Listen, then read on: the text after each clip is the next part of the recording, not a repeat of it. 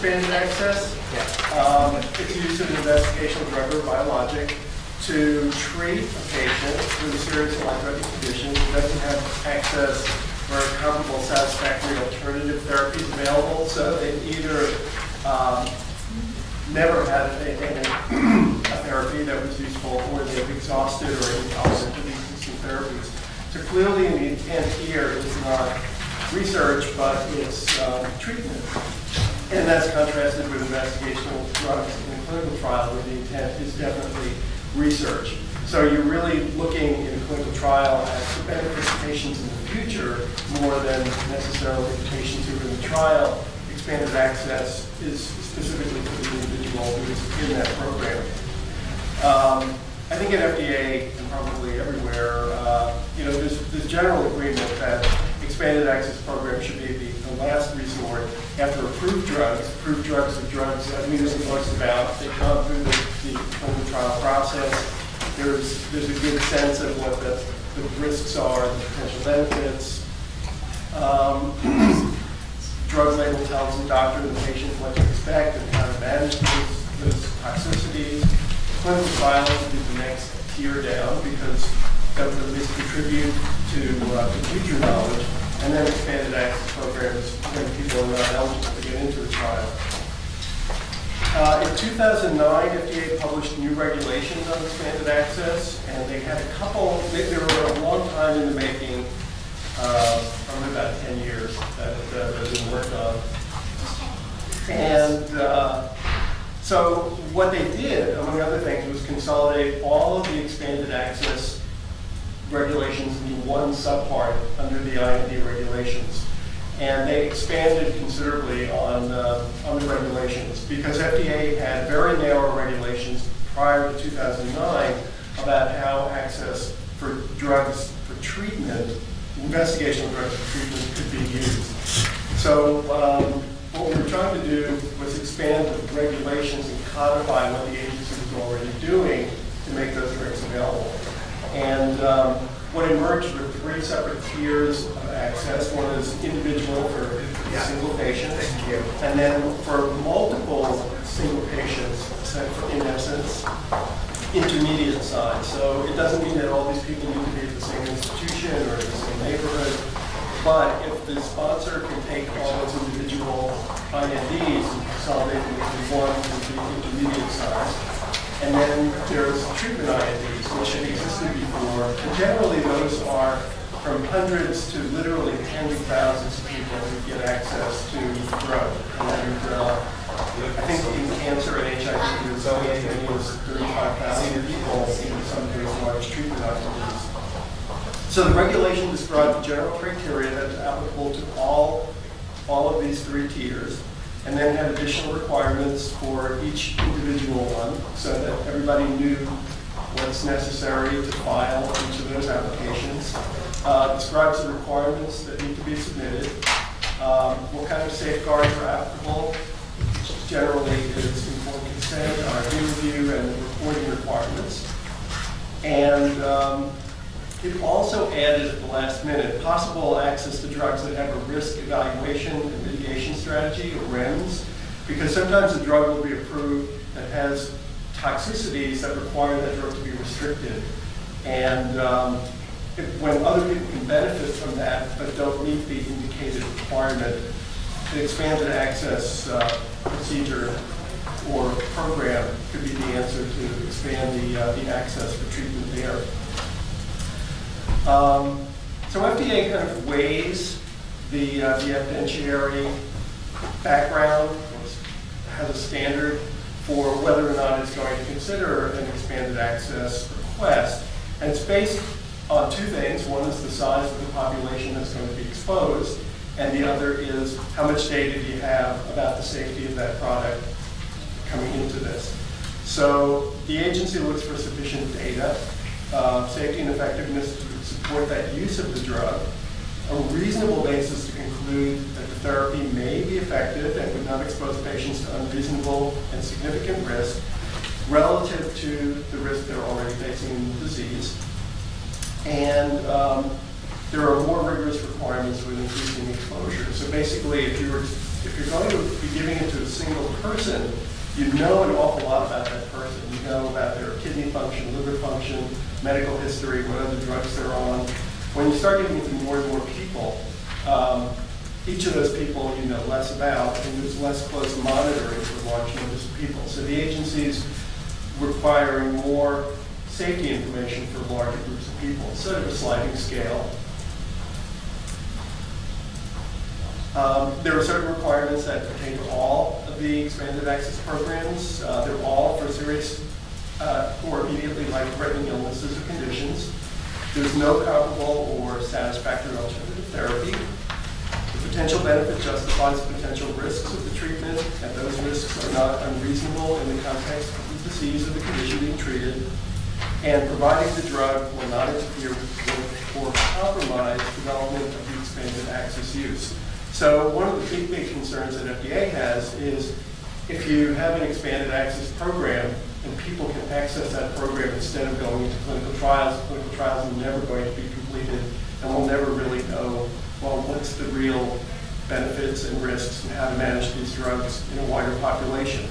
So, one of the caveats is that the sponsor can assure that they're going to have ongoing clinical trials that will ultimately bring the drug to market. And there have been, situations where someone will have an expanded access program and they kind of let their clinical development program lapse because the drug is getting out through expanded access. And what happens then, sir? And what happens then, sir? Well, if the company is not pursuing development and approval with due diligence, then the agency would end the open access trial, the access program. Because the company needs to guarantee that it's going to continue its clinical development. But where does that leave the patients? Well, it puts the company in the position of having to continue developing the drug. Because I think from the public health perspective, ultimately by getting that drug approved, it's going to have its widest availability, most information available about how to use it, and would be paid for by third-party payers. And so another question? So for the people in the expanded access program, they are tracked, meaning like they're monitored? Minimally, because one of the goals of expanded access is to make it available to people who are not in a research setting. So you're probably going to have doctors who are primary care doctors, not researchers. So there's great consciousness about not burdening doctors with record keeping. So in a clinical trial, you probably come back every, 2 months, 6 months, a year, whatever it is for monitoring, depending on the trial. But in here, it's essentially treatment. It's also not as tightly controlled, because in a clinical trial, you fall outside of the parameters of the protocol, and you start having adverse events. Generally, you'd be out of the protocol and out of the trial. But with expanded access, the doctor has a little more flexibility, change the dose. So when a company says to us they don't want to do an expanded access or compassionate use program because if somebody in that program is adversely affected, it could stop the whole trial. That's not correct? Well, the major record keeping that's required are serious and unexpected adverse events. So if you have a serious and unexpected adverse event, then it needs to be reported to FDA. Well, it needs to be reported to the sponsor and the FDA. And I think that we've heard a lot of concern from sponsors that, well, if something happens and you have an adverse event, it's going to be counted against the NDA submission. And I think at FDA, we've sat around and talked about this quite a bit when these regs were being written. Nobody could think of an example where a drug was compromised, the approval was compromised by data that came from the expanded access program. And at the review divisions, obviously when somebody is getting expanded access, particularly single use, they're at a disease stage that's far advanced.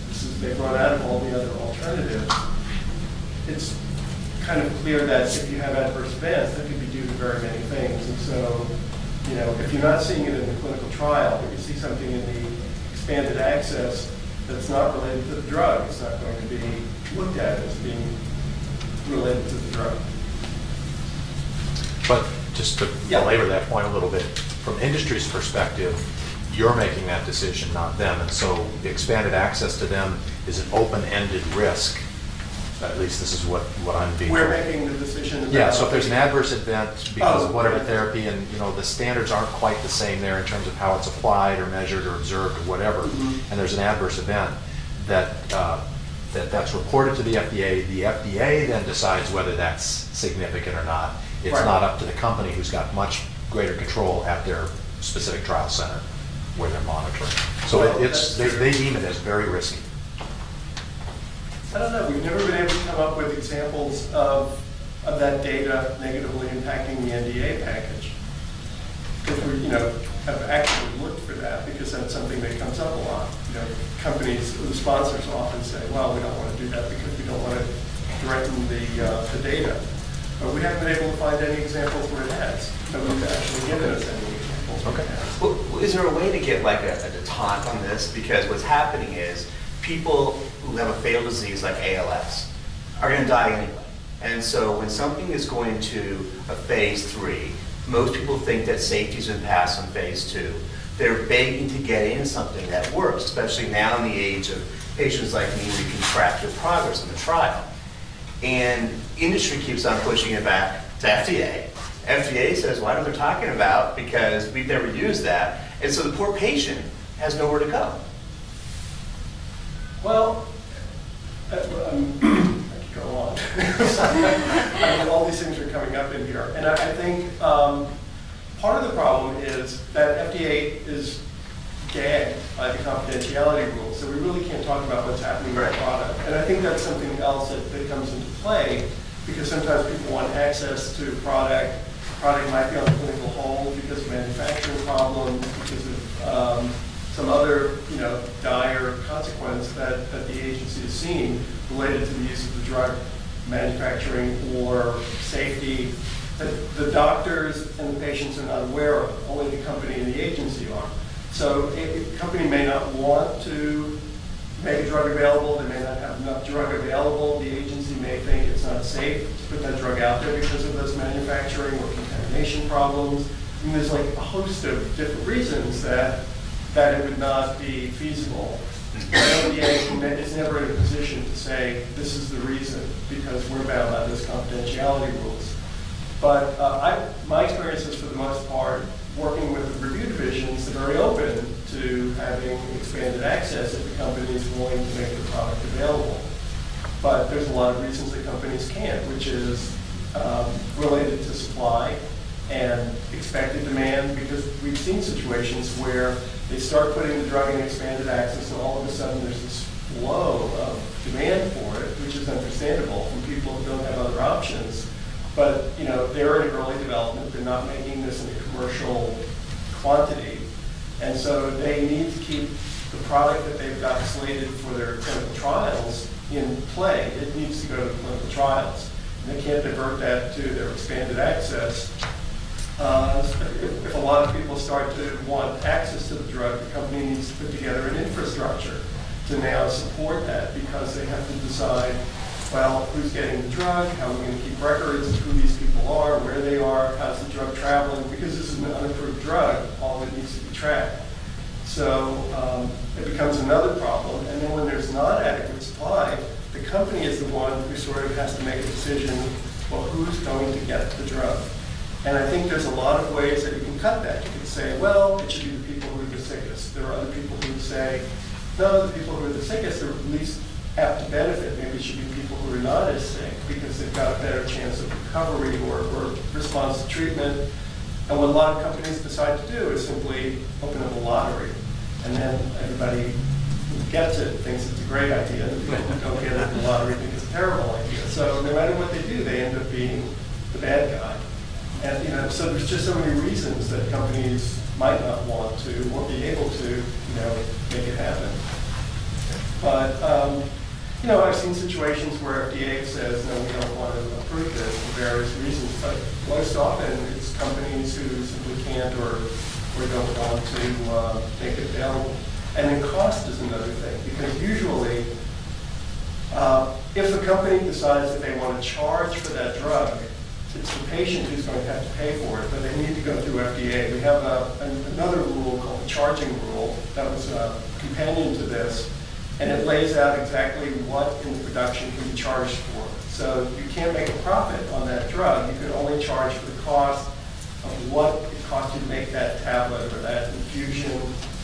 And so it exposes the cost of the manufacture of that drug. It doesn't include the cost of the research. It doesn't include the cost of products that were not approved before that they invested in, and all those things that go into a final cost of a retail product. But it makes a company look really bad when it costs you $4 to make the pill, and then when the pill is approved, it's $40. So I think a lot of companies are kind of loath to do that, but then it puts them in a position of having to make the drug available for free. So depending on the amount of demand that they see and how big the company is, you know, the sort of, I think the logistics of economics come into play. And, you know, does the company really see this as a good resource direction for them, for their plan? And some companies are very generous and some are less, and, you know, some are more risk averse than others.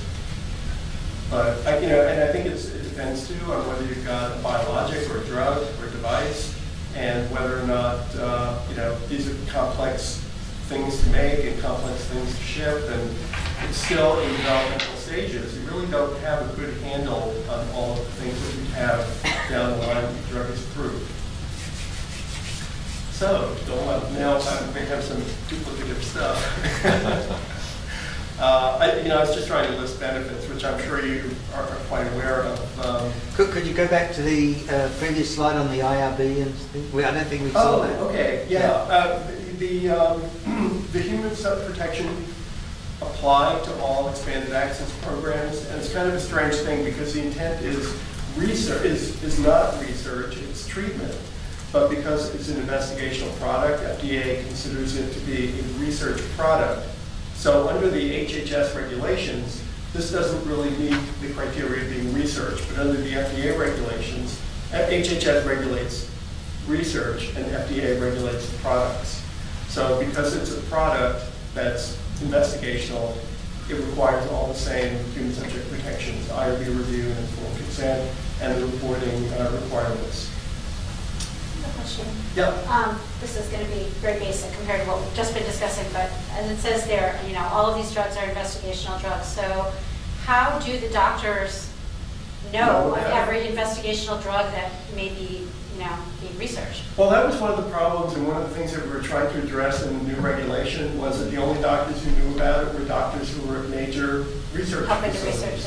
And they were doctors who were involved in the research. And I think now, particularly with the web and social networking and a lot of advocacy groups that have grown up, it's usually those advocacy groups that the patients often tell the doctor that they've heard about or read about something and, you know, would like to try it. So then you think the advocacy group just knows from close following of the industry? And I think so, yeah. And you know, most of my experience has been with the HIV community, and there's always a very tight connection between the community and the companies because they were always, you know, after they had unlocked the chains on the door, they were, you know, very tightly connected.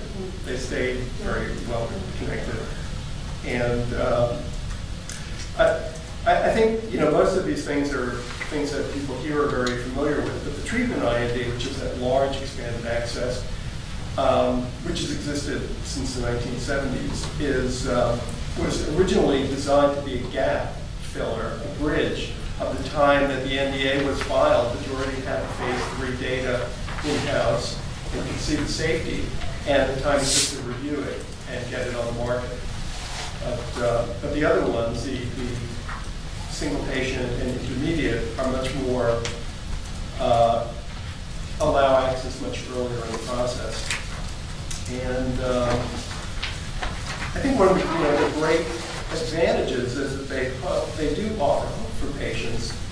But one of the things that bothers me is, for the most part, nobody really does much follow-up on these expanded access.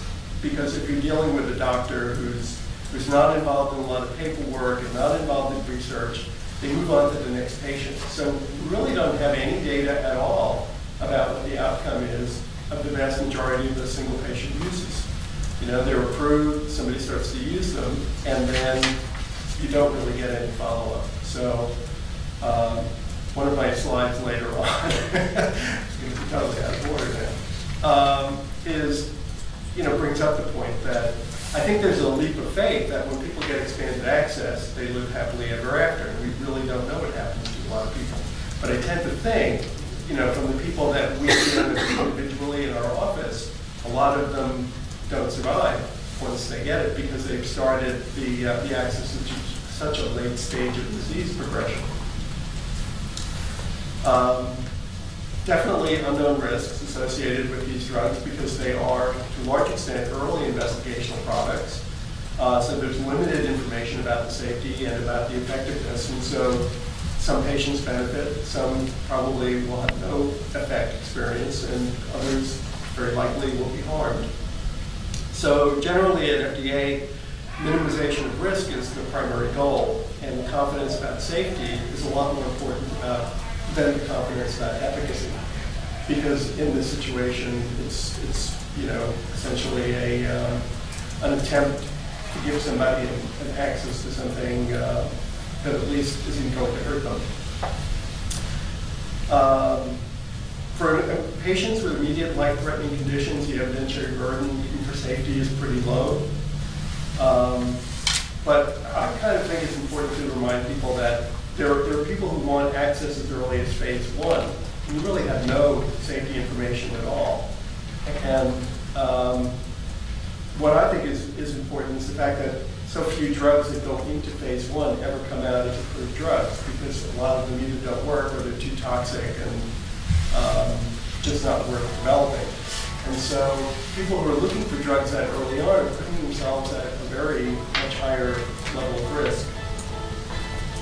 And then I think even for drugs that are approved, and I thought biopsy is a very good example, there are problems where these adverse events don't show up until this drug is out on the market and people are using it for a long time and lots of people are using it. So there are a lot of hidden toxicities in drugs. I always worry about this therapeutic misconception, which I talked a little bit about before, the possible overestimation of benefit or underestimation of risk, because I think the people who are trying to access these drugs are basically desperate people looking for some sort of therapy where none exists. And I think also it's from my experience with HIV, it was a recipe for exploitation, and health fraud. This is a very difficult question, but are there risks that are worse than the inherent risk of death in the condition? And I think, I've seen and read about studies where people either die much earlier or extend their lives, but it was such a terrible quality of life that it wasn't worth the trade-off. So there's a need for balance in expanded access for sure. Treatment access has to be balanced against that systematic collection of clinical data to get those drugs on the market. Patient autonomy should be balanced against exposure to unreasonable risks and potential for health fraud, potential exploitation of desperate patients that I mentioned. Individual needs have to be balanced against societal needs, and that's not always an easy thing to do. So that's the case where clinical trials are the best mechanism to provide evidence of safety and effectiveness for potential new treatments. And the point that I think is really important, that FDA approval for marketing is the most efficient way to make drugs available to the largest number of patients. And the fact that an approved drug is generally reimbursed for. So it becomes available to a wider patient audience there too. The question about whether or not expanded access could impair trial enrollment. And we've seen situations where it did. In AZT, when AZT had a large treatment access, treatment IND for widespread access, it was very hard to get people to go into the randomized trial. And so it sort of delayed the arrival of AZT as a drug for HIV. High-dose chemotherapy and bone marrow transplant for stage 4 breast cancer was another good example where it sort of became the standard of care without clinical analysis, and for years was the standard of care because they couldn't get people into clinical trials to get a comparative analysis. And when that was finally done, it was found out that it didn't really extend life at all. And yet, it was a very invasive and difficult procedure to go through. So I think there's general agreement that access to investigation drugs can be granted if there's clinical trial enrollment is not impaired, but how do you go about doing that?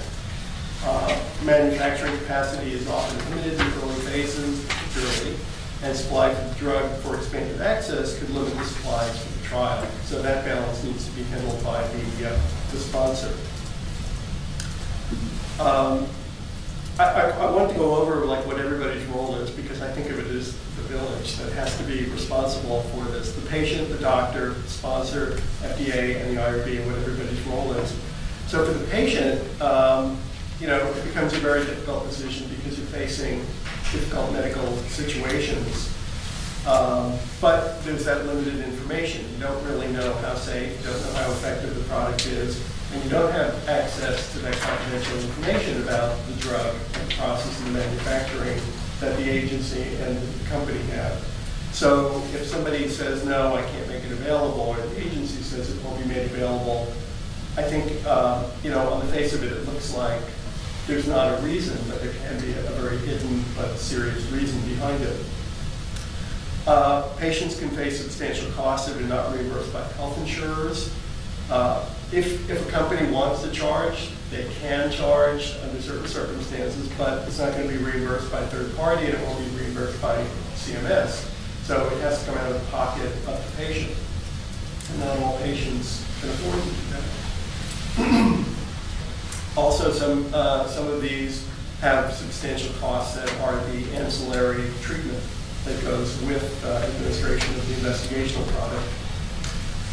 And I think navigating the uncharted waters that are really different from standard healthcare. And a lot of patients are kind of thrown by that because you're not in the same kind of health system. You need to have an IRB, there needs to be oversight, there needs to be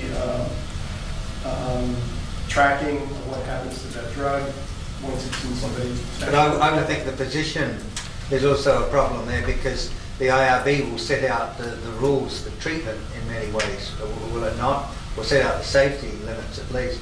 And most physicians like to have a totally free hand.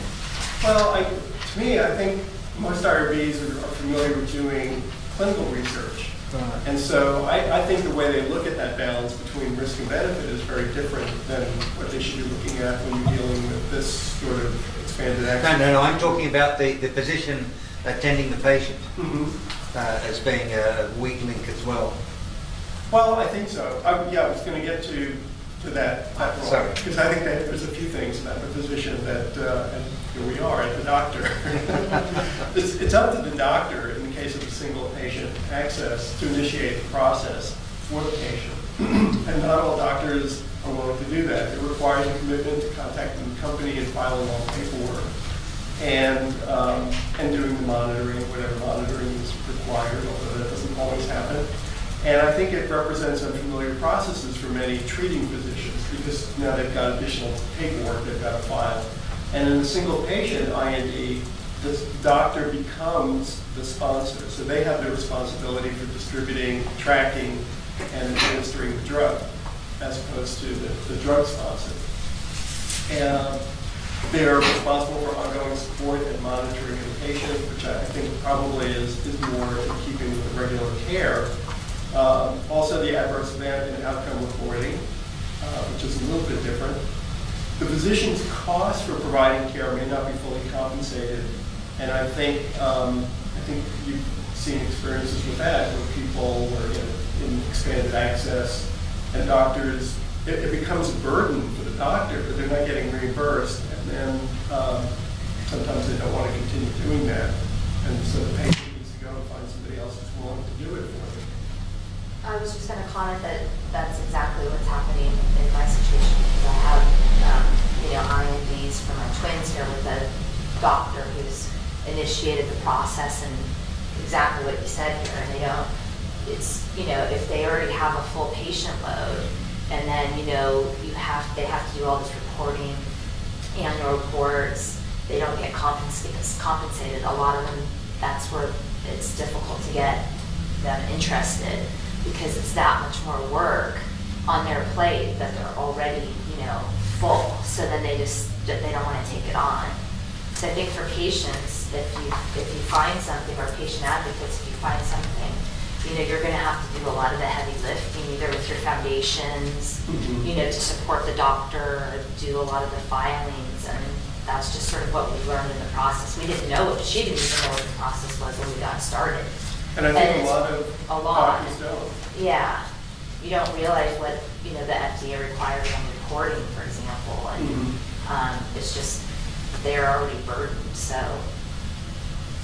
Yeah, and so, when you create the regulation, these sort of things don't appear until they're put into practice, and then all of a sudden, our office hears from patients and from doctors, and suddenly that problem starts to emerge. And I really don't know where the answer lies, because FDA can't require doctors to do that, can't require the company to make these drugs available. So where you can put mechanisms in place, but then the difficulty becomes, how do you manage the logistics? And so it's something that we're trying to grapple with. And it's hard to even establish how big of a problem some of these things are. The sponsor faces their own problems. They have to be able and willing to provide the product, and to have enough of it to make available. They need to work with the doctors to provide and monitor the use of that product.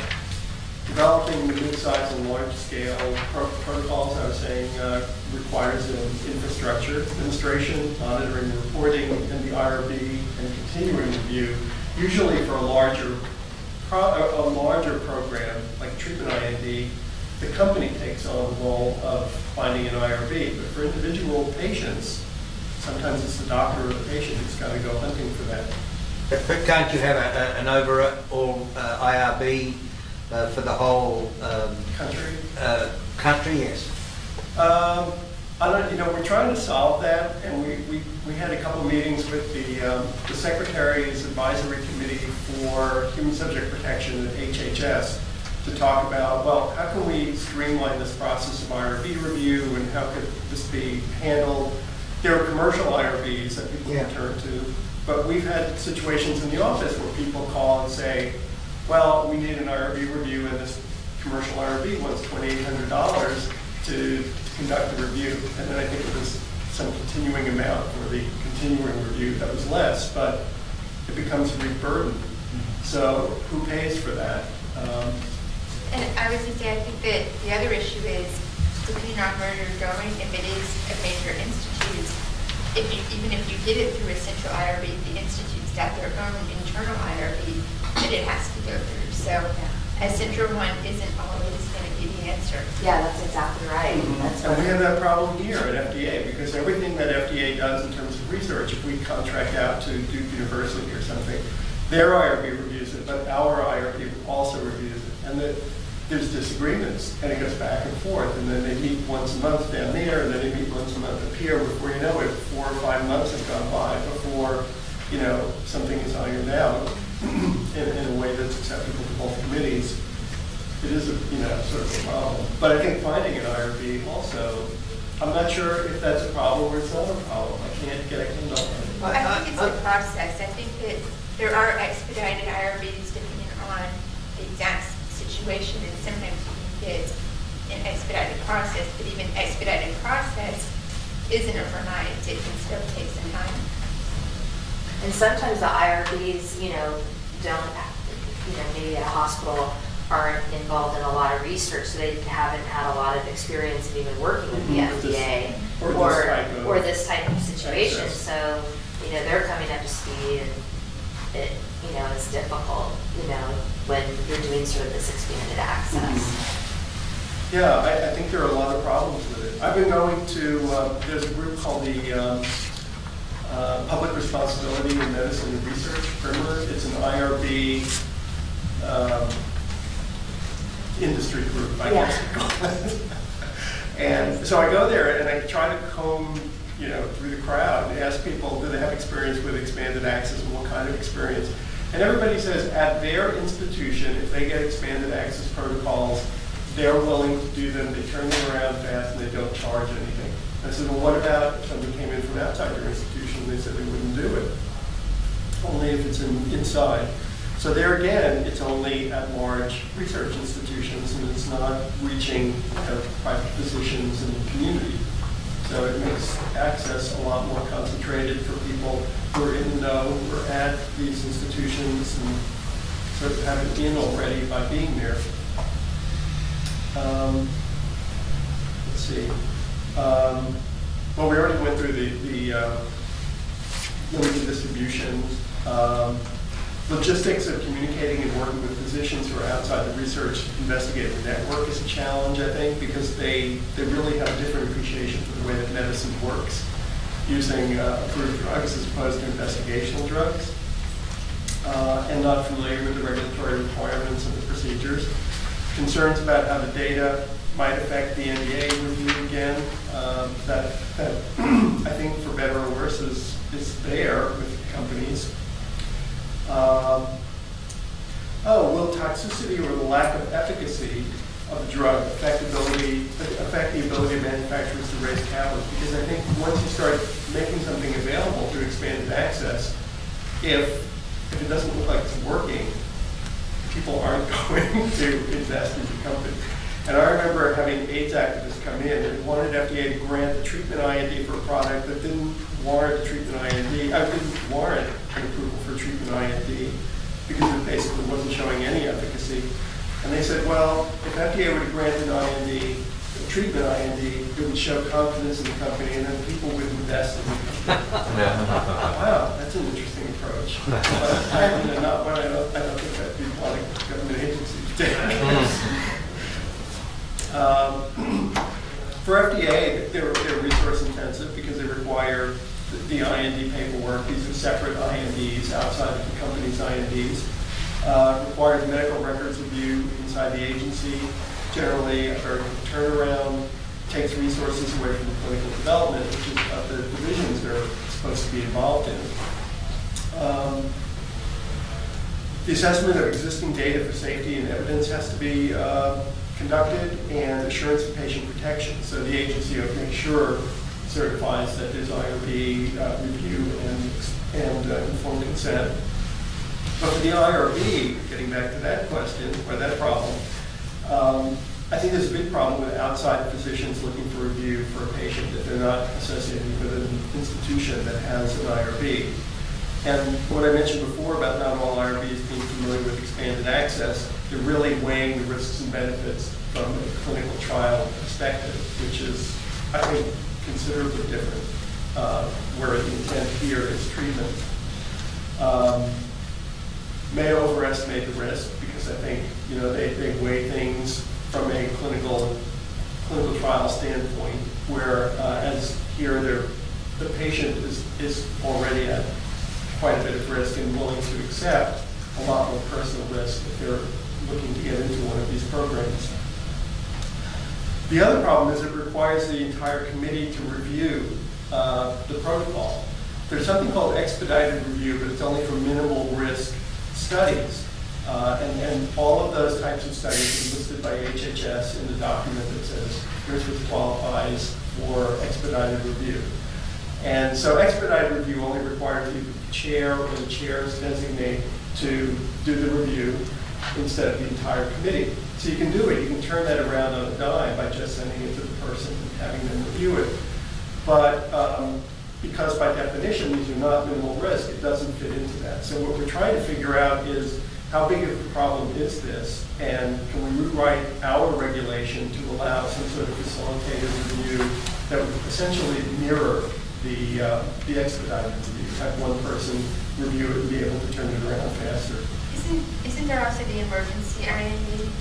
Yes, there's also, so if it's a life-threatening situation, you don't even need to get an IRB review prospectively, and you don't need to file paperwork with FDA prospectively either. So you need to file a post hoc filing with the IRB within 5 days and with FDA within 15 days to justify the emergency use. And if it just lasts for a short Isn't it for a shorter time or something? No, theoretically, you can only use it once at an institution, and if the same drug comes up again, it shouldn't be used again. But I think the regulation actually says there's nothing in this regulation that should inhibit the life-saving use of the product. But the idea was, if you use it and it's successful and you think it might be used again, then it should go to an IRB and have a protocol in place all ready to go with the IRB review and informed consent. And then the cost concerns about reimbursement for those IRB review services. So, I don't know what the answer is to that. The IRBs that I spoke to at institutions said they would do it for free if they were,